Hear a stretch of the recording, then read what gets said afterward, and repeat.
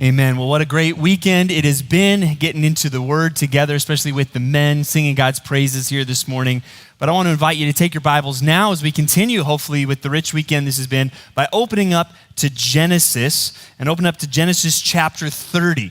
And we got 75 verses in our text this morning, and that may seem like a lot, but I think there wasn't a better way to divide it, because there is one theme that I want to highlight through this, one story that I believe that this is telling, and it's traced all the way through. I think it'll be particularly helpful in certain situations, right? We affirm what the Bible teaches. You think of Romans 3, there is no one righteous, not even one, that we are all fundamentally sinful people, right? If we're going to say, hey, are we approaching life from a perspective of humans are fundamentally good or they're fundamentally sinful? We're going to say, oh yeah, we're fundamentally sinful. But that, by God's grace and common's grace, we also affirm that doesn't mean that everybody is as bad as they could be. And thank God for that, right? Living life in this world. Thank God that there is restraint. Thank God that there is common grace. I think some of that is just His grace. Some of that is the restraint of government and society, right? That not everyone is as bad as they could be. But sometimes, even though every person you're interacting with in this world is a sinful person, sometimes you're dealing with somebody that is just particularly nasty. This person doesn't care even about what society would think of as right or wrong. This person has no regard for the rules. This person has no regard for the truth. How do you deal with someone like that? That's something every one of us is going to have to deal with in our lives, and we're going to see that in our text today. We're looking really at the story of Jacob, and Jacob leaves his home in the promised land, and because he cheated his brother out of his blessing, he lied to his father, and he's sent away, one, to escape the wrath, the murderous wrath of his brother, and to go find a wife. And on the way, God shows up. He has this vision of this dream with this stairway to heaven and angels going up and down the ladder. And God speaks to him. God gives the promises of Abraham and Isaac to him. And we saw that as a picture of amazing grace. God's promises coming to this scoundrel, Jacob. And then over the last couple of weeks, we've seen God really working through a mess, because Laban, that's this character we're talking about, who is just deceptive and doesn't play by the rules, he tricks Jacob into marrying his older daughter first, when Jacob wanted to marry the younger daughter, and that led to a very contentious home life, lots of drama, but 11 sons who will go on to be 11 of the 12 tribes of Israel. Well, now it is time for Jacob, just about to head back home to the promised land, but the obstacle in his way is Laban. He really is the antagonist in this part of the story, and Jacob, he's the protagonist, he's the main character, but this is what I really want you to see. Laban's the antagonist, Jacob's the protagonist, but God is the hero. God is the one who ultimately makes the difference in this story today. And so as we work through this text, we're going to just kind of walk through the whole thing here to start. That's the theme I want you to look for, and we'll try to highlight as we go through. But let's look at the first section here. We'll call it a new deal. The old deal was, hey, serve me 7 years for this one daughter. Ha, tricked you. Serve me 7 years more, and I'll let you have the daughter that you wanted. So he's been working for 14 years, but now there's a new arrangement that is made. Starting in verse 25 of Genesis 30, let's read through verse 36. It says, as soon as Rachel had borne Joseph, Jacob said to Laban, send me away, that I may go to my own home and country. Give me my wives and my children, for whom I have served you, that I may go. For you know the service that I have given you. But Laban said to him, if I have found favor in your sight, I have learned by divination that the Lord has blessed me because of you. Name your wages, and I will give it. Jacob said to him, you yourself know how I have served you, how your livestock has fared with me. For you had little before I came, and it has increased abundantly, and the Lord has blessed you wherever I turned. But now, when shall I provide for my own household also? He, Laban, said, what shall I give you? Jacob said, you shall not give me anything. If you will do this for me, I will again pasture your flock and keep it. Let me pass through all your flock today, removing from it every speckled and spotted sheep and every black lamb and the spotted and speckled among the goats, and they shall be my wages. So my honesty will answer for me later when you come to look into my wages with you.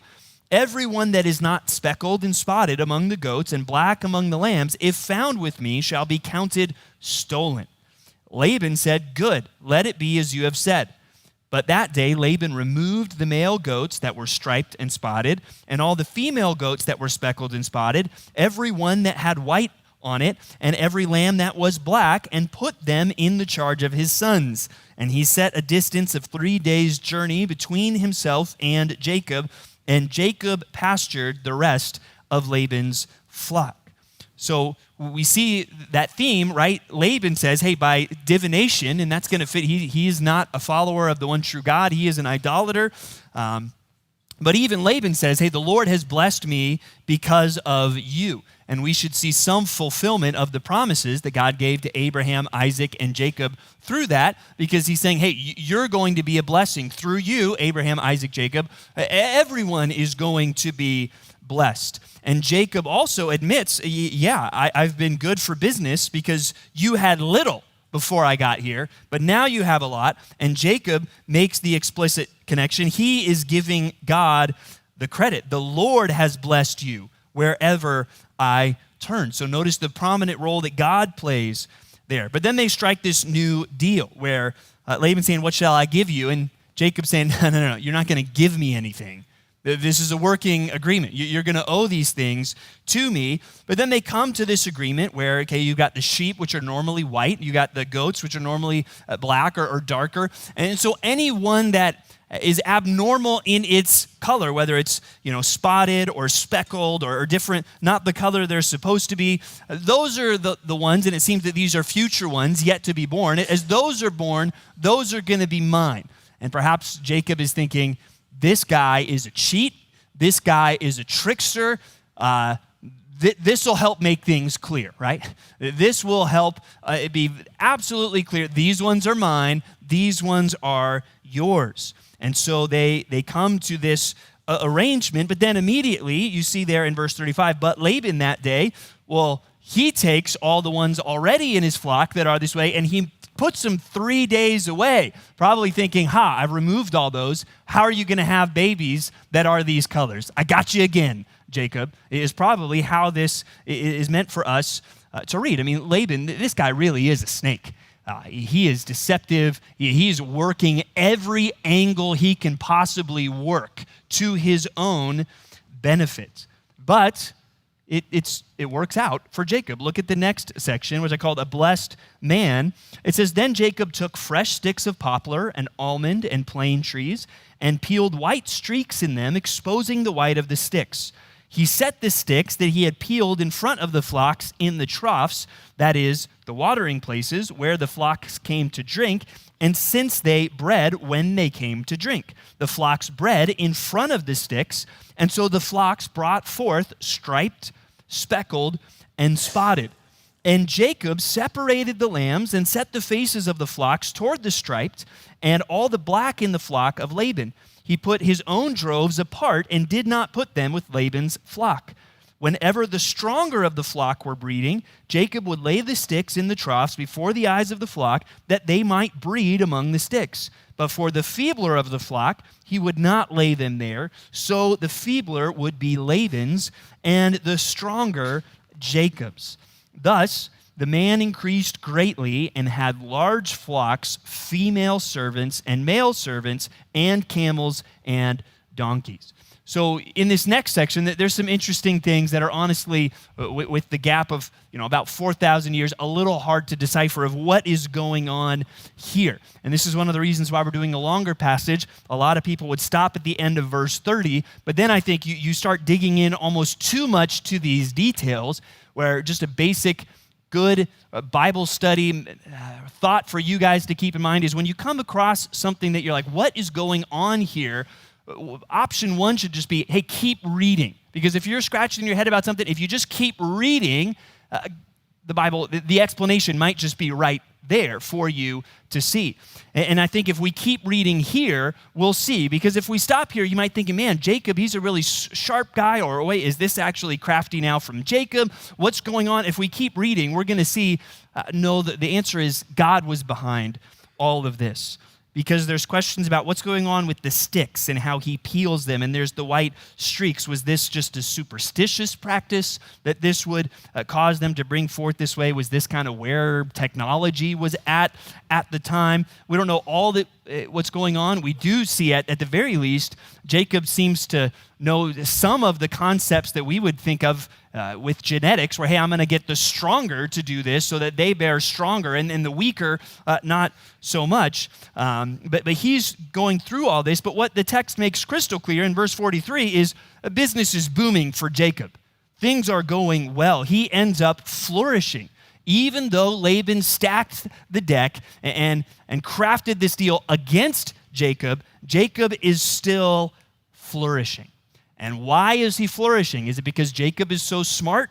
No, as we keep reading, it'll be very clear. He's flourishing because God is blessing him. He's flourishing because God is keeping the promises that he made to him.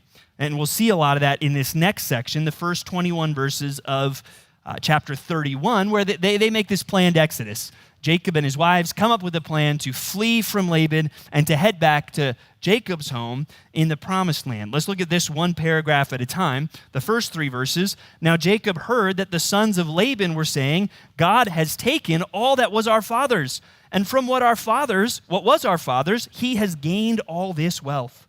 And Jacob saw that Laban did not regard him with favor as before.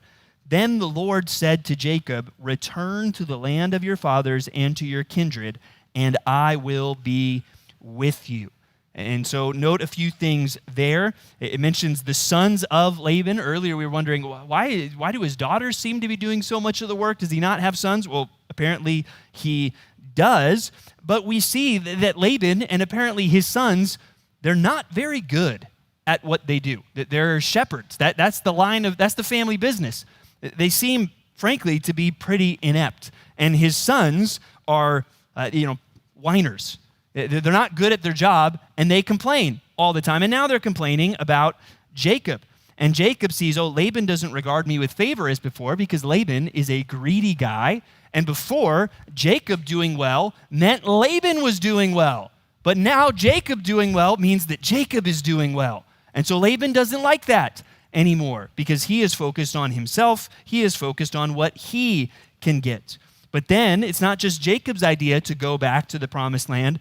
God is directing him to do this. And note the very last words there in verse 3, I will be with you. That is a reiteration of a promise that God has already made and already been keeping to Jacob. Look at the next paragraph. This one, note the language as we read this about God, how it highlights God's role. And this seems to be a private conversation. They go out into the field where no one else is around. That may tell you Laban, he was, he had eyes and ears everywhere to control this situation. So Jacob sent, verse 4, and called Rachel and Leah into the field where his flock was and said to them, I see that your father does not regard me with favor as he did before, but the God of my father has been with me. You know that I have served your father with all my strength, yet your father has cheated me and changed my wages 10 times. But God did not permit him to harm me. So notice there even already the statements about God. But the God of my father has been with me, but God did not permit him to harm me. Verse 8, if he said, the spotted shall be your wages, then all the flock bore spotted. And if he said, the striped shall be your wages, then all the flock bore striped. Thus God, again note, God has taken away the livestock of your father and given them to me. In the breeding season of the flock, I lifted up my eyes and saw in a dream that the goats that mated with the flock were striped, spotted, and mottled. Then the angel of God said to me in the dream, Jacob. And I said, here I am. And he said, lift up your eyes and see. All the goats that mate with the flock are striped, spotted, and mottled. For I have seen all that Laban is doing to you. I am the God of Bethel, where you anointed a pillar and made a vow to me. Now arise, go out from this land and return to the land of your kindred." Then Rachel and Leah answered him and said to him, "Is there any portion or inheritance left to us in our father's house? Are we not regarded by him as foreigners? For he has sold us, and he has indeed devoured our money. All the wealth that God has taken away from our father belongs to us and to our children. Now then, whatever God has said to you, do." And so we see the wickedness of Laban. We see, perhaps even in the time that has transpired that they made this deal, it seems that Laban has been trying to modify this deal over time. But however it gets changed, Jacob gets what he needs. And then the text is so clear throughout that this is God. God is being with him. God is seeing what Laban has done. And even in this dream, I think this is why we needed to keep going and keep reading, because God is basically saying, hey, it wasn't your idea with the streaks in the sticks before. I'm the one that was making sure all these babies were born this way so that they would be yours, is basically really the gist of what's going on here in the dream. Because God's saying, I've seen all that Laban has done to you, but I've been with you like I promised I would be. And that's why you're experiencing this blessing. It all comes back to God. And then we see the comments from Laban's daughters, Rachel and Leah. We'll come back to that later, but they seem very willing to go along and to run away from their own father as this plan happens. So then we get to the execution, really, of the plan in verse 17. "So Jacob arose and set his sons and his wives on camels. He drove away all his livestock, all his property that he had gained, the livestock in his possession that he had acquired in Padan Aram, to go to the land of Canaan, to his father Isaac. Laban had gone to shear his sheep, and Rachel stole her father's household gods. And Jacob tricked Laban the Aramean by not telling him that he intended to flee. He fled with all that he had and arose and crossed the Euphrates and set his face toward the hill country of Gilead." So here, Jacob bolts, and he does it at a time when Laban is going to be busy. This sheep shearing business was a whole to-do, and they would be busy, they would be preoccupied, and that is when he is going to sneak away. And another thing that's important to note there that will become more a part of the drama later is that Rachel steals her father's household gods. It doesn't tell us why. Was this just simple, hey, these are valuable and you've taken everything from me, so I'm going to take from you, kind of payback? Possible. Is there some thought that whoever had the household gods would receive the inheritance? There's possibilities there, but the text doesn't tell us exactly why. But they flee, but Laban is going to catch up with them, and that meeting, as you can imagine, is somewhat contentious, and that's the next section. Let's just look at the first paragraph there, starting in verse 22. "When it was told Laban on the third day that Jacob had fled, he took his kinsman with him and pursued him for 7 days and followed close after him into the hill country of Gilead. But God came to Laban the Aramean in a dream by night and said to him, 'Be careful not to say anything to Jacob, either good or bad.'"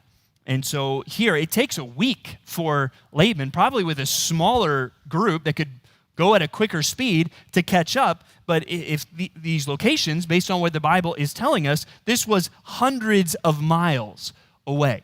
But he does catch up, but notice again the role of God. Verse 24, "But God came to Laban," and really you're saying, don't do anything either good or bad. Why would God tell Laban not to do anything good?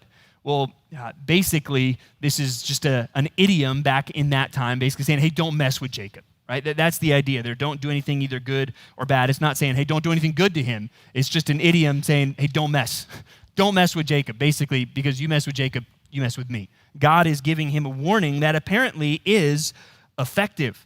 And so then we get to the next section where Laban and Jacob actually talk. It says, and Laban overtook Jacob. Now Jacob had pitched his tent in the hill country, and Laban with his kinsmen pitched tents in the hill country of Gilead. And Laban said to Jacob, what have you done, that you have tricked me and driven away my daughters like captives of the sword? Why did you flee secretly and trick me, and did not tell me, so that I might have sent you away with mirth and songs, and with tambourine and lyre? And why did you not permit me to kiss my sons and my daughters farewell? Now you have done foolishly. It is in my power to do you harm, but the God of your father spoke to me last night, saying, be careful not to say anything to Jacob, either good or bad. And now you have gone away because you longed greatly for your father's house. But why did you steal my gods? Jacob answered and said to Laban, because I was afraid, for I thought that you would take your daughters from me by force. Anyone with whom you find your gods shall not live. In the presence of our kinsmen, point out what I have that is yours and take it. Now Jacob did not know that Rachel had stolen them. So as we look at this part of the narrative, first we see Laban telling a pretty selective history. I mean, there's some serious gaslighting going on here as he's been saying, all this stuff. Why have you driven away my daughters like captives? Well, that's assuming that his daughters weren't in on this, right? This guy's kind of delusional as to what his daughters feel about him. And then basically saying, I would have sent you away with a party. Yeah, right. There is nothing in the character of Laban to make us think that's what would have actually happened. No, he would have probably come up with another twisted deal to try to get Jacob to stick around in a way that benefited him more than the current time was doing. But it is God again who shows up. And I think, all the questions, why did you sneak off? From the story, it seems that was justified. Laban is not a good character, and it takes divine intervention, it seems, to stop Laban from doing anything to harm Jacob. He is guided in his action by this warning from God that we see. But then the text gets to this other question, why did you steal my gods? And that creates just some drama and suspense because Jacob says, hey, anybody that stole your gods is going to die.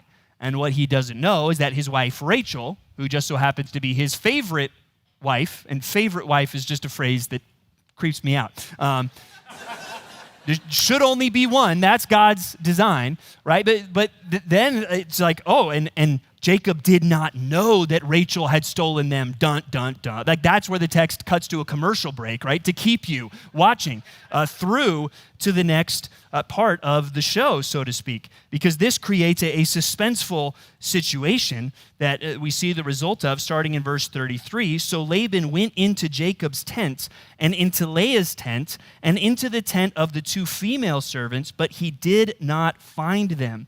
And he went out of Leah's tent and entered Rachel's. Now Rachel had taken the household gods and put them in the camel's saddle and sat on them. Laban felt all about the tent, but did not find them. And she said to her father, let not my lord be angry that I cannot rise before you, for the way of women is upon me. So he searched, but did not find the household gods. Basically, Rachel gets away with it because she hides the gods in such a place. And then the text does not tell us. It's very possible that this is a lie, but it's also possible that this is true, and she's using as an excuse that the way of women is upon her. And I think all of you know what that means. And if you don't, ask your parents after the service, right? Well, what's going on here? Because she comes up with this excuse, and it works. Laban does not find the gods. So then Jacob, who probably already was upset, is now even more upset. And you get the sense that Jacob says some things to Laban that he had probably rehearsed many, many times. These may have been things that he wanted to say to Laban for a long time. And look at that in verses 36 through 42. Then Jacob became angry and berated Laban. Jacob said to Laban, what is my offense? What is my sin that you have hotly pursued me? For you have felt through all my goods. What have you found of all your household goods? Set it here before my kinsmen and your kinsmen, that they may decide between us two. Now, so far, this is a little blustery from Jacob because Laban was stolen from. It just wasn't discovered. But the rest of this now starts to play into all of their history. Verse 38, these 20 years I have been with you. Your ewes and your female goats have not miscarried, and I have not eaten the rams of your flock. What was torn by wild beasts, I did not bring to you. I bore the loss of it myself. From my hand you required it, whether stolen by day or stolen by night. There I was. By day the heat consumed me, and the cold by night, and my sleep fled from my eyes. These 20 years I have been in your house. I served you 14 years for your 2 daughters, and 6 years for your flock, and you have changed my wages 10 times. If the God of my father, the God of Abraham and the fear of Isaac, had not been on my side, surely now you would have sent me away empty-handed. God saw my affliction and the labor of my hands and rebuked you last night. So here he's saying, I worked hard for you. And he goes into detail, right? The life of a shepherd, sometimes we somewhat romanticize.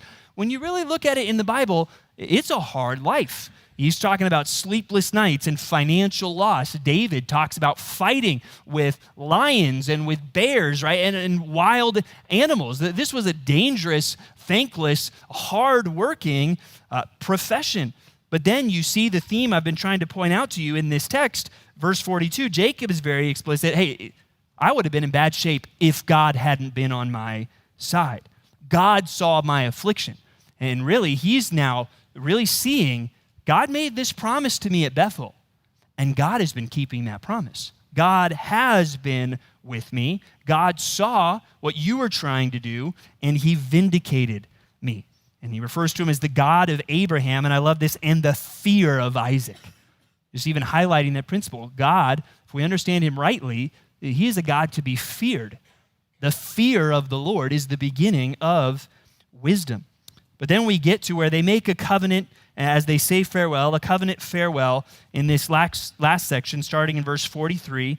Then Laban answered and said to Jacob, the daughters are my daughters, the children are my children, the flocks are my flocks, and all that you see is mine. But what can I do this day for these my daughters, or for their children whom they have borne? Come now, let us make a covenant, you and I, and let it be a witness between you and me. So Jacob took a stone and set it up as a pillar. And Jacob said to his kinsmen, gather stones. And they took stones and made a heap, and they ate there by the heap. Laban called it Jagar Sahadutha, and Jacob called it Gilead. Laban said, this heap is a witness between you and me today. Therefore he named it Gilead and Mitzpah. For he said, the Lord watch between you and me when we are out of one another's sight. If you oppress my daughters, or if you take wives beside my daughters, although no one is with us, see, God is witness between you and me. Then Laban said to Jacob, see this heap and the pillar which I have set between you and me? This heap is a witness, and the pillar is a witness, that I will not pass over this heap to you, and you will not pass over this heap and this pillar to me to do harm. The God of Abraham and the God of Nahor, the God of their father, judge between us. So Jacob swore by the fear of his father Isaac. And Jacob offered a sacrifice in the hill country and called his kinsmen to eat bread. They ate bread and spent the night in the hill country. Early in the morning, Laban arose and kissed his grandchildren and his daughters and blessed them. Then Laban departed and returned home. So there we see this farewell. And while there seems to be, some elements of cordiality in this, it's still not great. Like, this is not a great, hey, everybody comes together, we sing Kumbaya, and we all leave with thanksgiving in our hearts. Again, Laban at the beginning is still trying to act like everything is his, when that's just not true. Jacob has rightfully earned what he has there. And the covenant isn't really a super friendly one. It's not like, hey, we're going to build this covenant and may God bless you and may God bless you. It's, hey, you better not cross this line. And if you do, God's watching, right? Not a super friendly arrangement, more of a warning there. And Laban, it seems, tries to get ecumenical here. You notice the different names. Laban calls it one thing. Jacob calls it another thing. They have the same meaning. They're just in different languages. Laban in Aramaic, Jacob in Hebrew. But you'll notice Laban eventually in verse 53 says, the God of Abraham and the God of Nahor, the God of their father, judge between us. Yeah, I think he's trying to blend together, all of these different beliefs, right? Where Abraham is that God is different from the other gods that are around, and Jacob swears by the fear of his father Isaac there. But that gets us to the end. No harm comes from Laban, and Jacob is now a rich man on the borders of re-entering the promised land. So what are we to make of all this now that we've walked through all 75 verses? We see Laban, he's a snake, he's a cheat, he mistreats Jacob time and again, but in all of that we saw, but God blesses Jacob, but God protects Jacob, and God warns Laban. God steps in all throughout the story. He is the one that has made sure Jacob gets to where he is supposed to get to. So let's write this down now for our first and really our main point this morning. Depend on God's power and promises in the midst of conflict. Depend on God's power and promises in the midst of conflict. And remember, back as we saw that vision, as Jacob sleeps with a rock as his pillow back at Bethel, one of the main promises that God says back in chapter 28, verse 15 is, behold, I am with you and will keep you wherever you go and will bring you back to this land. For I will not leave you until I have done what I have promised you. And what we see today is God doing exactly that. God is keeping that promise, and we're noticing, I think, a progressive shift in Jacob, where he starts as a very scandalous man himself.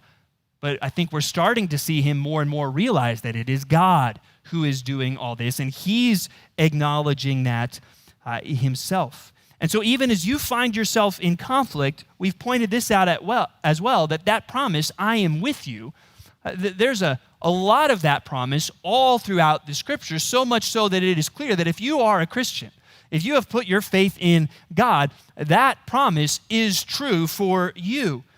God is with you. And so when you're dealing with someone like Laban, you can lean on that same promise. God is with me, and he will do as he sees fit to protect me. Now, that doesn't always mean we're going to prosper in a material sense like Jacob did, because there's a whole lot of Christians throughout the centuries that have been martyred. But even then, God was with them, and God protected them to the extent that he saw fit. And we know, for Christians, even if they're martyred, that's not just a sad ending, because that's God bringing them safely into his heavenly kingdom. So we can lean on those promises as well. And there's two things I want to give you as things you might be tempted to lean on in the midst of conflict instead of God and his promises and his protection. And the first is your own ideas. Depend on God, his power, his promises, not on your own ideas. And that's where this whole section with Jacob and the goats, is this good what he's doing? Is it bad what he's doing? I'm not sure that the answer is crystal clear. I do think, I would say what he's doing with the breeding of the flocks is fair game, especially based on all Laban has done with him. It's within the terms of their deal, but that's not the point that the text is making. The point that the text is making is that it is God who blesses him. The text is not saying, look at how smart Jacob was. Hey, when you're in conflict, be smart like Jacob. No, the text is, in the midst of conflict, God kept his promises. That's what's being highlighted again and again. So even if it was a good idea from Jacob and how he was breeding the flocks, it wasn't ultimately the difference maker. The difference maker was God. The point of the text is not Jacob's a genius.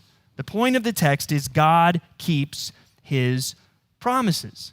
And then even his idea to leave. Well, his idea to leave was God's idea. God told him to leave, but how he left and kind of sneaking off. Was that good or bad? Again, answering that question isn't the point of the text. The text says, well, whether it was good or bad, it doesn't look like it would have gone well unless God had protected him by showing up and warning Laban. And so we see throughout all of this, God is keeping his promises. And so a very familiar verse, many of you have heard this before, Proverbs 3, 5, and 6. Many of you already have this memorized. You don't need to turn there. Trust in the Lord with all your heart, and do not lean on your own understanding. In all your ways, acknowledge him, and he will make straight your paths. And I think as we go through the story of Jacob, he's by no means perfect, especially not yet. But I do think we see Jacob progressively becoming a better example of this.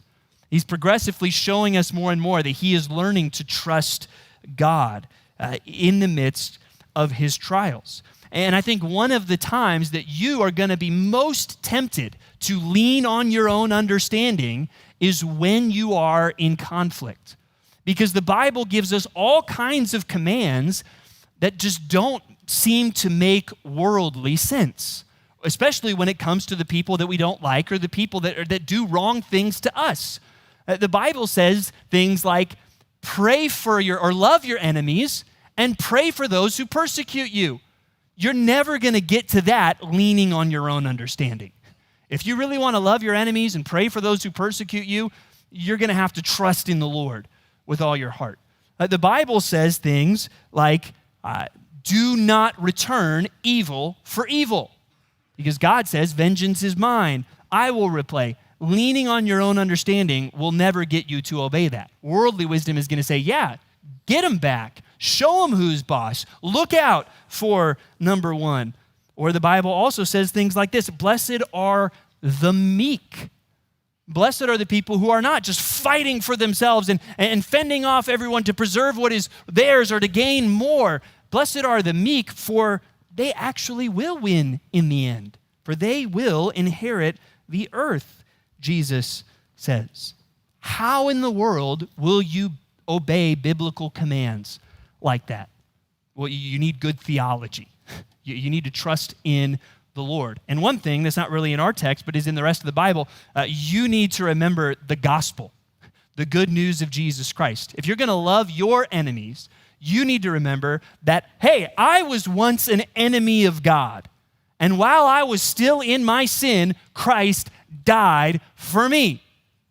Thank God for that, because human wisdom would never come up with that. And so that's one thing that should help us, okay, I need to obey these commands because that is the wisdom of God. But another theological component from our text that you are going to need if in conflict you're not going to seek vengeance, you're not going to return evil for evil, but a blessing instead. You're going to love your enemies and pray for those who persecute you. You're going to be one of the meek who will inherit the earth. You're going to have to tell yourself based on passages like this, hey, this person may be doing what's right. They may seem to be getting away with it, but God sees, God knows, God has promised to be with me, and I'm going to rely on that. You need that theological component that I serve a promise-keeping God, and that's valid even when people aren't doing what's right to me. And in some of those situations, maybe you do need to get creative.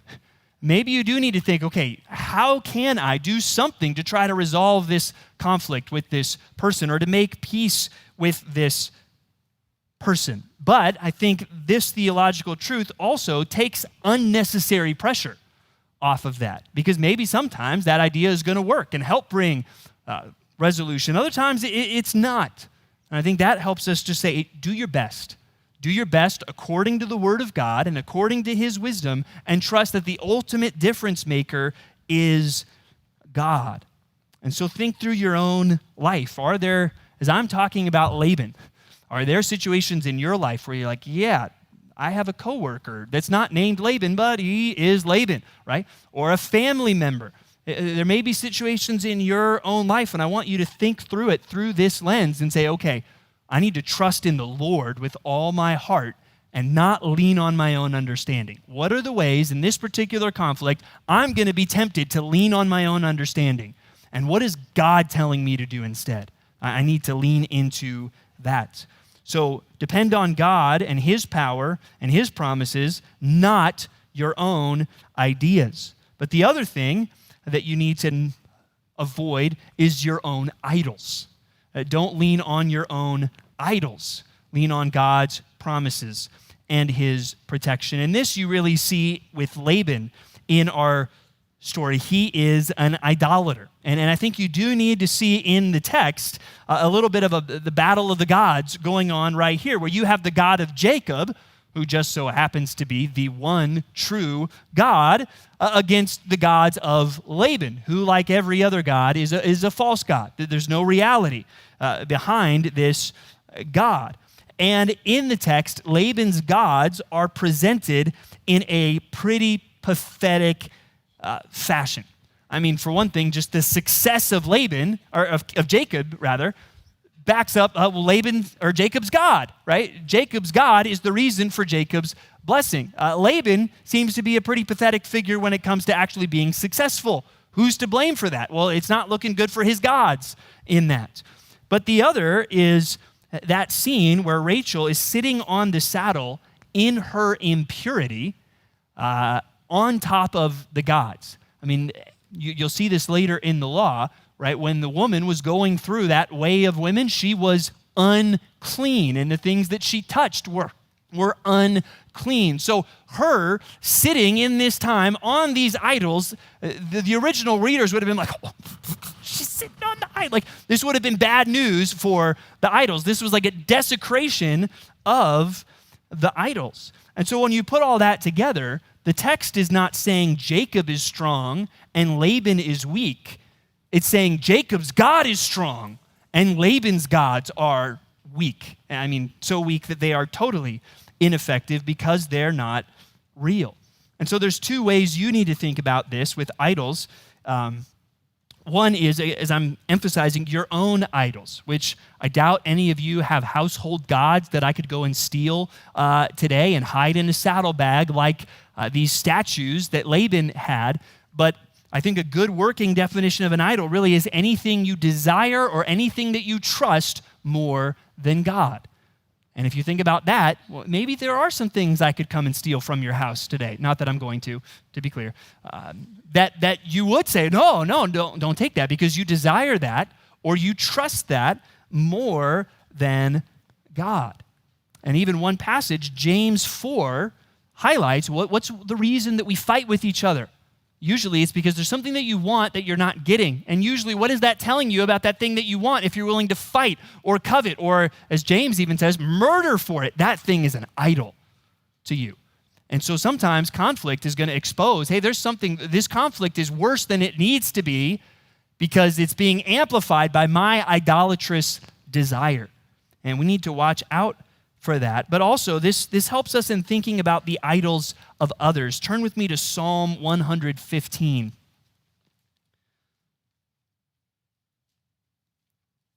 And this is good because the psalmist here is reflecting really on behalf of the people of God. There's opposition not from some person like Laban, but from the nations. And this is a familiar psalm, so I won't read through all of it, but some of you we even heard this psalm preached on earlier this year.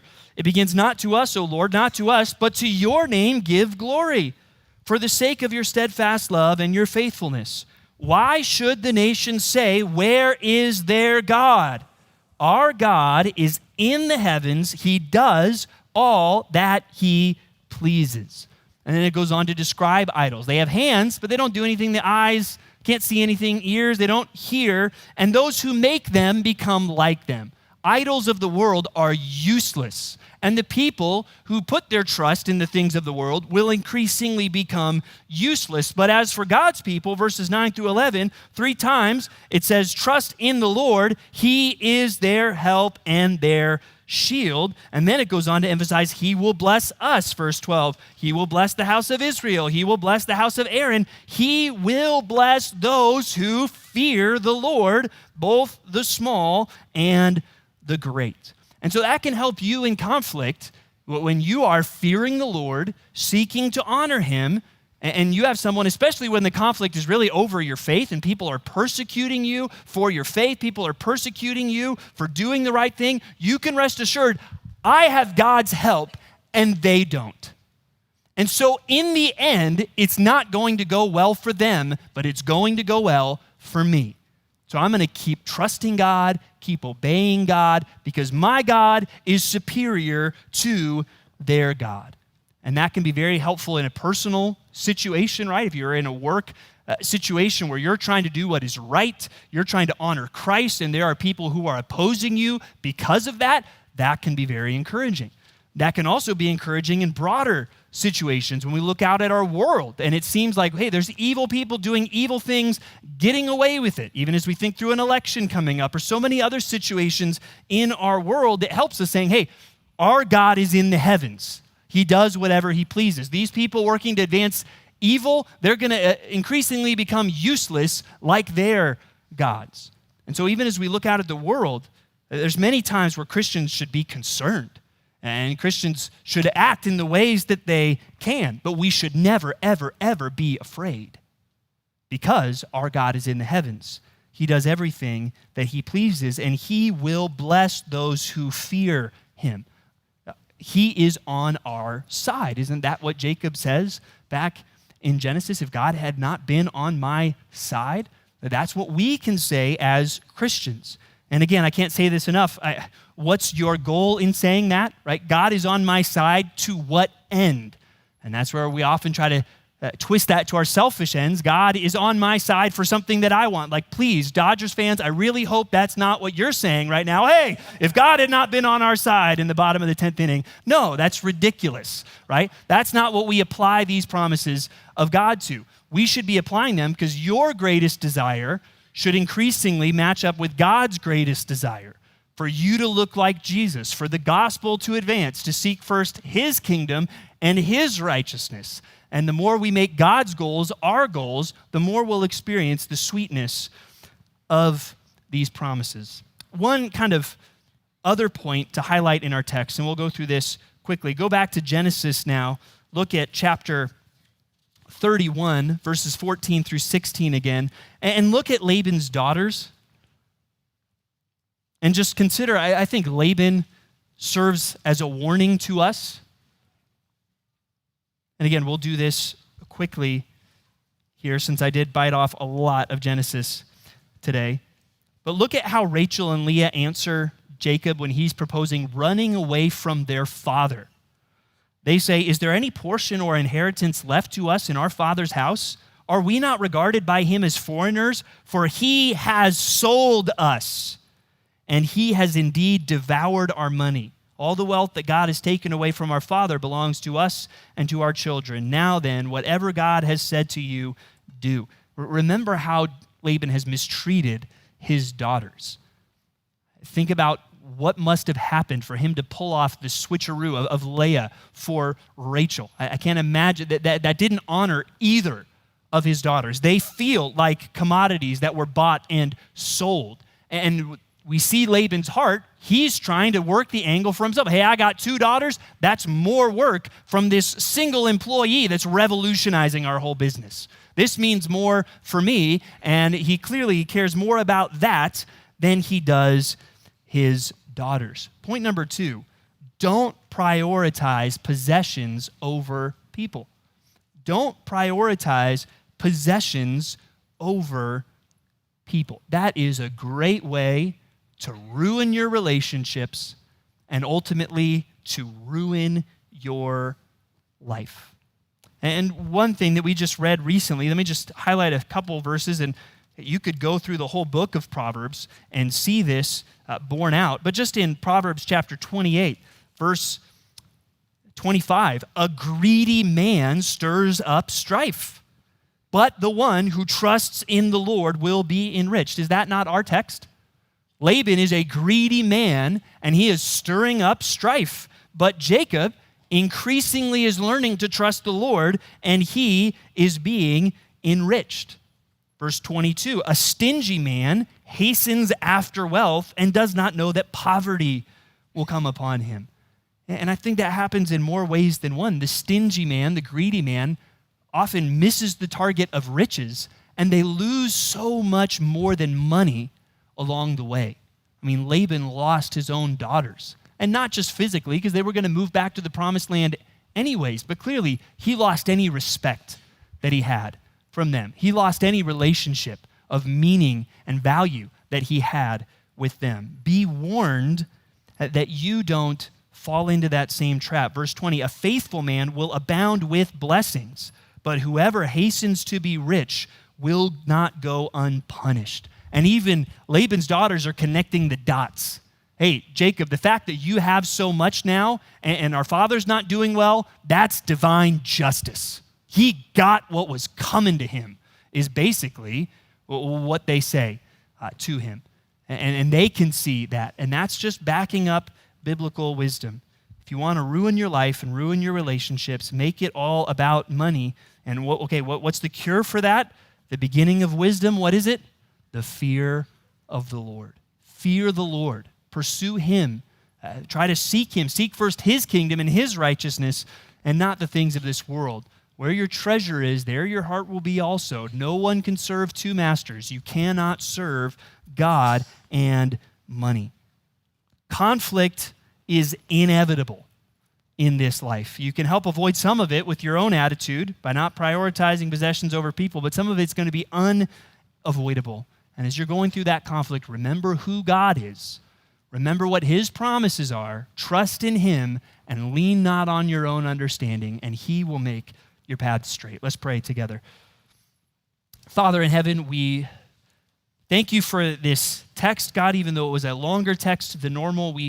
I pray that we have seen the point that is woven throughout all 75 verses, that you are the hero here, that you are keeping your promises, and you are protecting Jacob from someone that was a cheat and a liar and greedy.